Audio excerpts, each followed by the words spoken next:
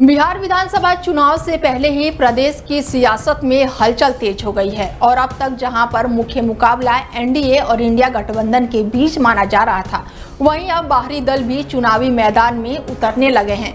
नीतीश कुमार ने जहां पर घरेलू उपभोक्ताओं को 125 यूनिट तक बिजली मुफ्त देने का बड़ा ऐलान किया, तो वहीं अब उत्तर प्रदेश के भीम आर्मी प्रमुख चंद्रशेखर आजाद की पार्टी आजाद समाज पार्टी काशीराम ने भी बिहार में दम दिखाने का बड़ा ऐलान कर दिया है।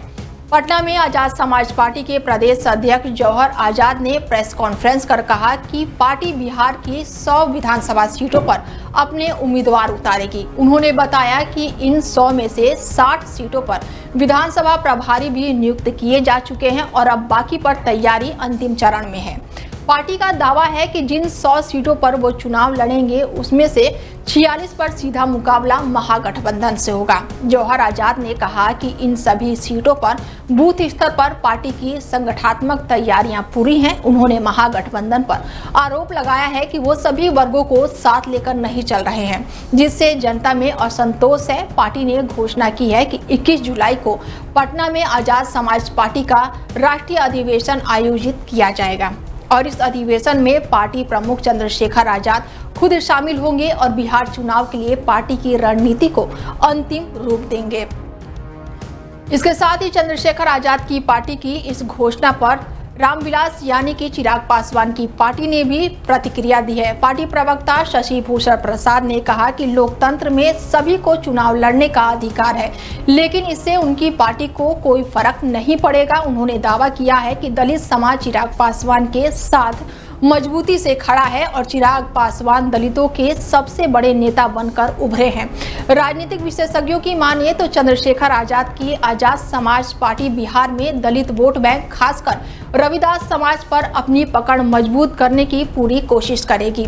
तो वहीं अगर कुछ पत्रकारों की माने तो यूपी की तरह बिहार में भी चंद्रशेखर आजाद मायावती के वोट बैंक में सेंध लगाने की कोशिश करेंगे। इसके साथ ही रविदास वोटर अब तक मायावती और साथ ही कोर वोटर एक साथ हैं, लेकिन अगर चंद्रशेखर आजाद इसमें से कुछ हिस्सों को भी अपने साथ जोड़ने में कामयाब हुए तो इसका सीधा नुकसान महागठबंधन को हो सकता है, खासकर आरजेडी को।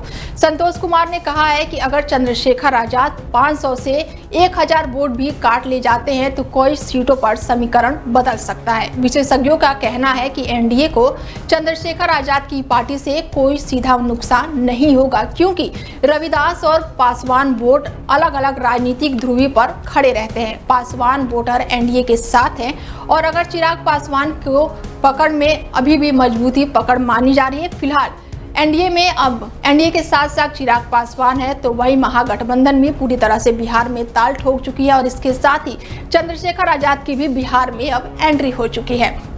और अब देखना होगा कि जनता जनार्दन किस पर अपना विश्वास कायम रखती है और ये तो आने वाला समय ही बताएगा। फिलहाल इस पर आपका क्या कुछ कहना है, आप अपनी राय हमें कमेंट करके जरूर दें और देश दुनिया की तमाम बड़ी खबरों के लिए जुड़े रहिए हमारे साथ और देखते रहिए डेली 24 भारत। नमस्कार।